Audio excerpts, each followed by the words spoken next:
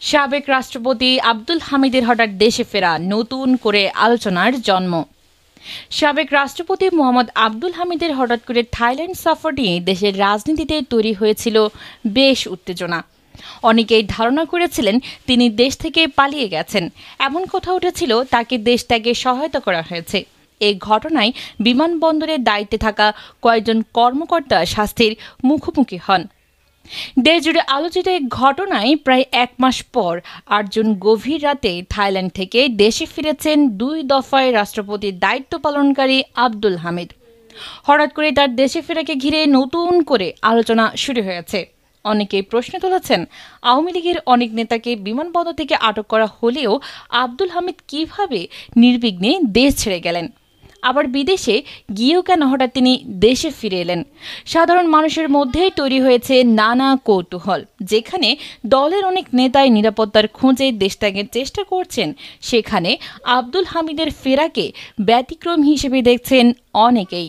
তবে পারিবারিক সূত্র জানিয়েছে, সাবেক এই রাষ্ট্রপতি জীবনের শেষ দিনগুলো নিজের দেশেই কাটাতে চান।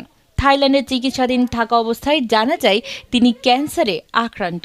ডান ফুসফুসের নিচের অংশে ধরা পড়েছে এই মরণ ব্যাধি।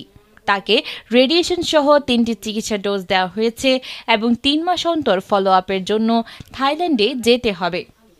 তবে চিকিৎসকরা আশাবাদী নন। রোগটি ইতিমধ্যেই ৩য় ধাপ পার হয়ে ৪র্থ ধাপে পৌঁছেছে। বর্তমানে শারীরিক অবস্থার চরম অবনতি ঘটেছে। হুইলচেয়ারে চলাফেরা করছেন তিনি। থাইল্যান্ডে ১ মাস চিকিৎসা নেওয়ার পর আব্দুল হামিদের মনে দেশে ফেরার তীব্র আকাঙ্ক্ষা জন্ম নেয়। মানসিকভাবে তিনি এখনও দৃঢ়চেতা। মৃত্যু আসবে এটা তিনি মেনে নিয়েছেন, তবে ভেঙে পড়েননি। ব্যাংককে তার সঙ্গে ছিলেন শ্যালক নওশাদ খান ও ছোট ছেলে রিয়াদ আহমেদ তুষার। দেশে ফেরার পর বিমান থেকে তাকে হুইল চেয়ারে করে নামানো হয়। তার পরনে ছিল লুঙ্গি ও নীল রঙের চাদর। বিমানবন্দর থেকে সরাসরি বাসায় নিয়ে যাওয়া হয় তাকে, যেখানে বর্তমানে তার চিকিৎসা চলছে। উল্লেখ্য, গত ৭ মে গভীর রাতে থাই এয়ারওয়েজের একটি ফ্লাইটে দেশত্যাগ করেন আব্দুল হামিদ। কিশোরগঞ্জের একটি মামলার আসামি হওয়া সত্ত্বেও কিভাবে তিনি দেশ ছাড়লেন তা নিয়ে অনেকেই প্রশ্ন তোলেন। পরবর্তীতে এ বিষয়ে কিশোরগঞ্জের পুলিশ সুপার সহ ৪ কর্মকর্তার বিরুদ্ধে দায়িত্বে অবহেলার অভিযোগে ব্যবস্থা নেওয়া হয়। এ নিয়ে প্রধান উপদেষ্টার কার্যালয় থেকে ৩ সদস্যের একটি তদন্ত কমিটিও গঠন করা হয়েছে। আওয়ামী লীগের সময়ে ডেপুটি স্পিকার এবং স্পিকার হিসেবে দায়িত্ব পালন করা আব্দুল হামিদ ২০১৩ সালের ২৪ এপ্রিল রাষ্ট্রপতি নির্বাচিত হন। দ্বিতীয় দফায় তিনি দায়িত্ব নেন ২০১৮ সালের ৭ ফেব্রুয়ারি এবং ২০২৩ সালের ২৪ এপ্রিল রাষ্ট্রপতির দায়িত্ব থেকে অবসরে যান।